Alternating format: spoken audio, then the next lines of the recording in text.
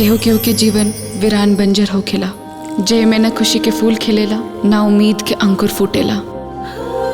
सुतत उठत जागत दिन रात बस उन्हीं के चेहरा नजर आवत हटे। और हमके ना तोहर लाश नजर आवता।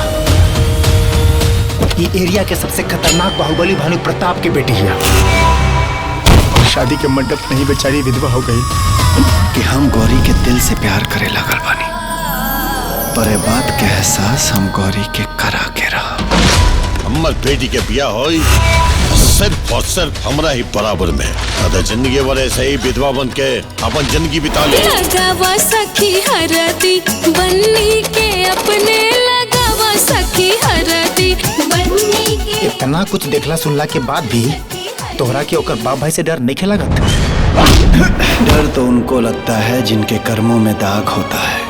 हम तो दीवाने हैं, हमारे दिल में भी आग होता है।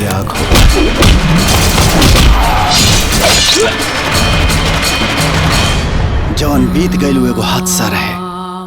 हमरा पे तरस खाए की कौनो जरूरत नहीं के, दूर रहा हमरा परछाई से। चुप। शादी तो बर्बादी।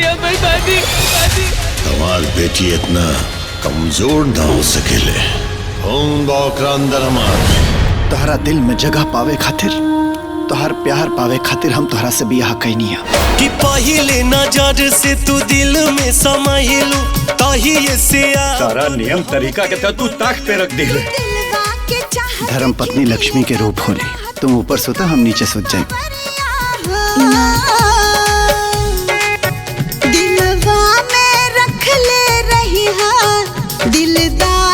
अब हम लोग वहाँ से एक पल के लिए भी दूर ना हो सके नहीं। I love you। अब रोग हमके मिल गई नहीं, अब हमके कुछ ना चाहिए।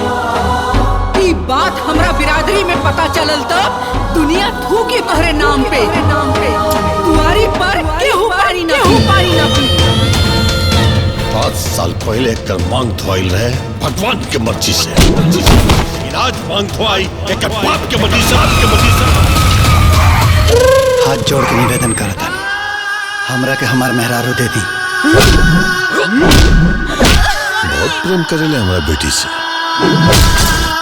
ये जूता के उठाओ, अपना माथा से लगा। रउआ अपन माथा से लगा के ई जूता के ना हमार सर के ताज बना देने।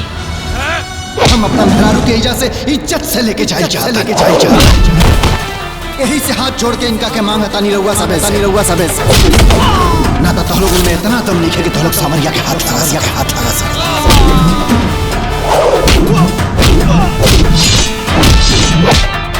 अपना धर्म पत्नी के रउआ सबे के आशीर्वाद के साथ लेके जाए कि अपना ये बेटा लोगन के और अपना ये भाड़ा के गुंडन के हमरा के खातिर मत भेजो, ना तो सांवरिया के शिव तांडव देख ले।